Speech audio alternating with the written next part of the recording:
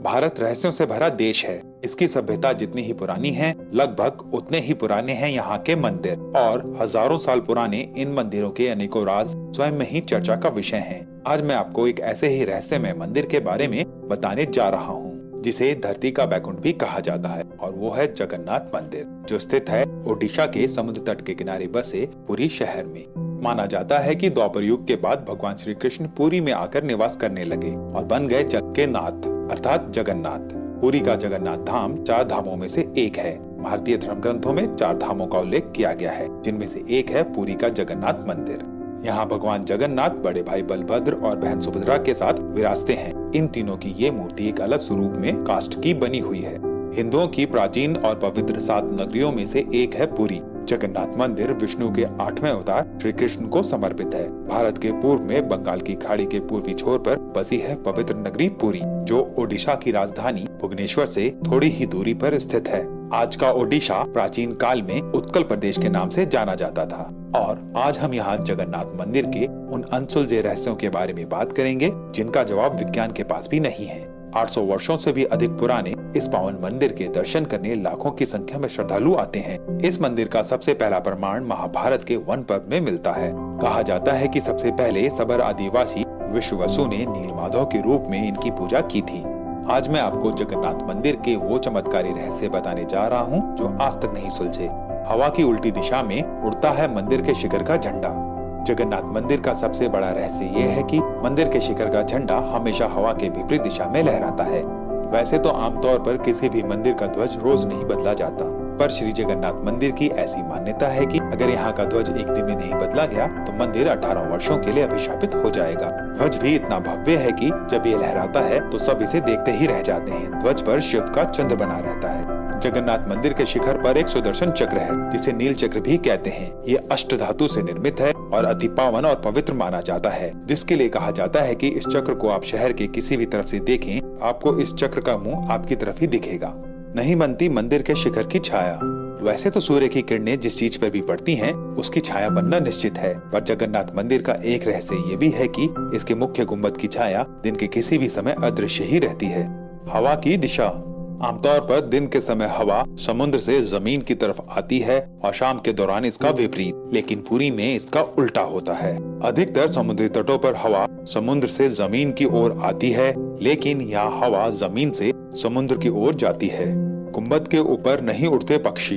मंदिर के गुंबद के आसपास आज तो कोई पंछी उड़ता नहीं देखा गया, और न ही कोई विमान मंदिर के ऊपर से जाता है। मंदिर के शिखर के आसपास पंछी उड़ते नजर नहीं आते, जबकि देखा जाता है अधिकतर मंदिरों के गुंबद पर या तो पंछी बैठ जाते हैं या आसपास उड़ते नजर आते हैं।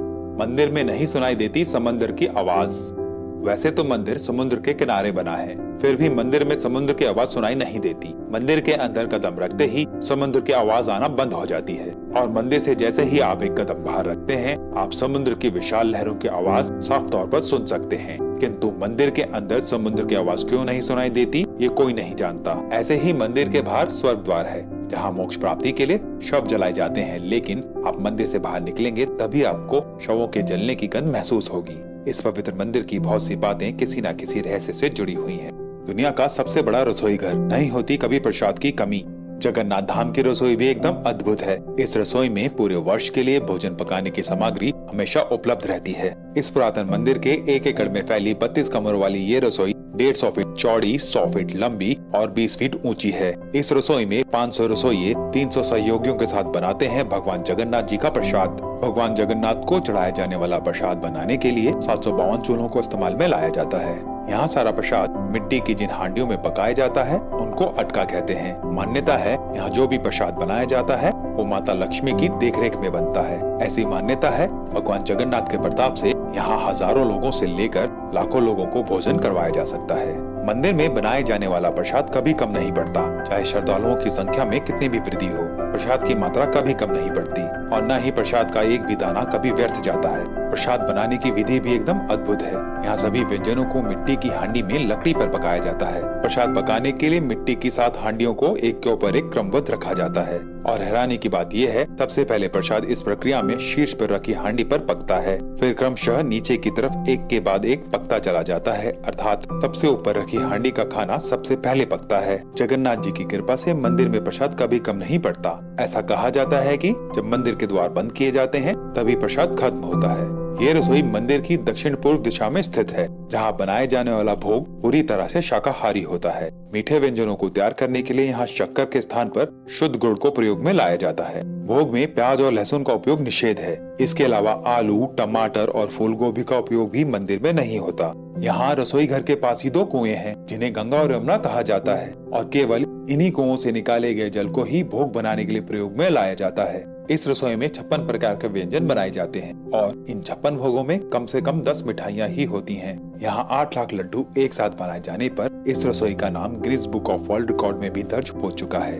हनुमान जी करते हैं मंदिर के समुद्र से रक्षा।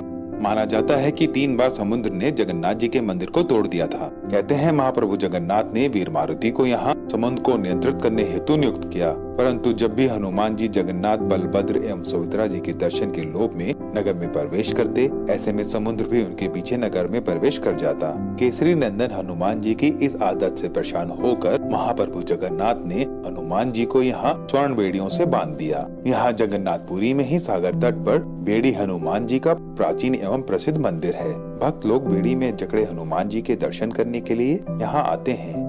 मंदिर के खजाने का रहस्य, ऐसा माना जाता है कि ये मंदिर जितना ऊंचा है उतना गहरा भी है और इसकी गहराई में स्थित है मंदिर का कोषागार, जिसमें हीरे, मोती, बहुमूल्य रत्न और सोने चांदी के जेवरात आदि अनगिनत मात्रा में उपलब्ध हैं।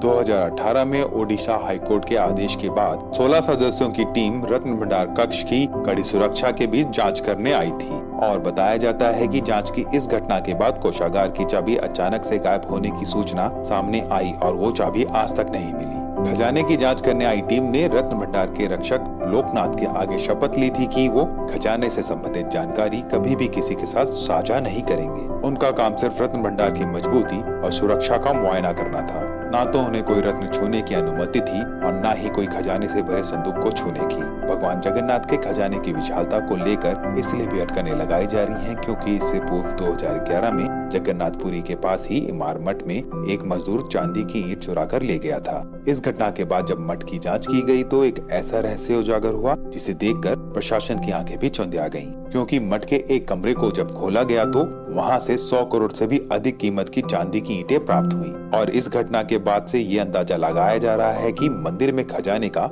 असीम भंडार है।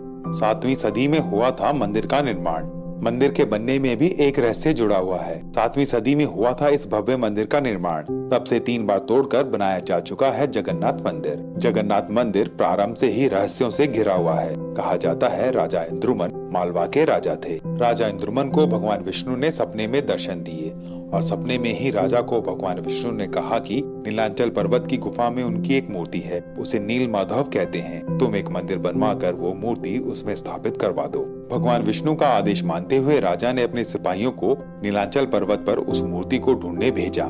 राजा के सिपाहियों को नील माधव की मूर्ति मिल तो गई, लेकिन नील माधव की पूजा सबर कबीले के लोग करते थे। पर सिपाहियों ने वो मूर्ति उनसे चुरा ली और राजा को लाकर दे दी। मूर्ति चुराए जाने पर भगवान नील माधव बहुत दुखी हुए, इसलिए भगवान वापस उस गुफा में चले गए। पर जाते हुए राजा से वादा करते गए कि वो एक दिन वापस जरूर लौटेंगे, पर उनके लौटने के लिए राजा को एक विशाल और भव्य मंदिर का निर्माण करवाना होगा।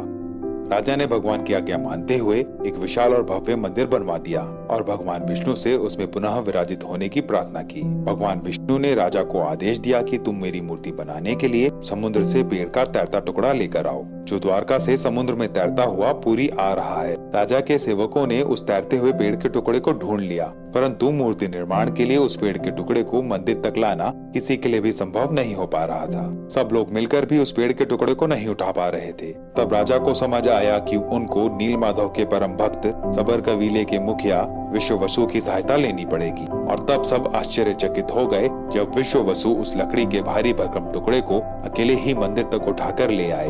अब मूर्ति के निर्माण के लिए राज्य के कारीगरों को बुलाया गया, लेकिन उनमें से कोई भी उस लकड़ी के टुकड़े में एक छेनी तक नहीं चला पाया। तब तीनों लोगों के सर्वश्रेष्ठ कारीगर भगवान विश्वकर्मा एक बूढ़े व्यक्ति का रूप लेकर प्रकट हुए और उन्होंने कहा कि वो मूर्ति बना सकते हैं, लेकिन उनकी कुछ शर्तें हैं। वो मूर्ति 21 दिनों में बनाएंगे और जब तक वो मूर्ति का निर्माण करेंगे उस कमरे में कोई भी नहीं आएगा। राजा ने सभी शर्तें मान ली, लेकिन 15वें दिन रानी ने उत्सुकतावश राजा से मूर्ति निर्माण के भवन का दरवाजा खोलने को कहा।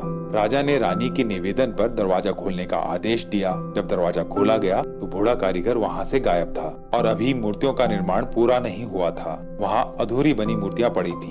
भगवान नीलमाधव और उनके भाई बलभद्र के हाथ अधूरे बने थे, लेकिन उनके पांव बने ही नहीं थे और बहन सुभद्रा के हाथ और पांव दोनों ही नहीं बने थे। राजा ने इसे भगवान की इच्छा मानकर उन्हीं अधूरी मूर्तियों को स्थापित कर दिया और तब से लेकर आज तक तीनों भाई बहन मंदिर में इसी स्वरूप में विराजमान हैं।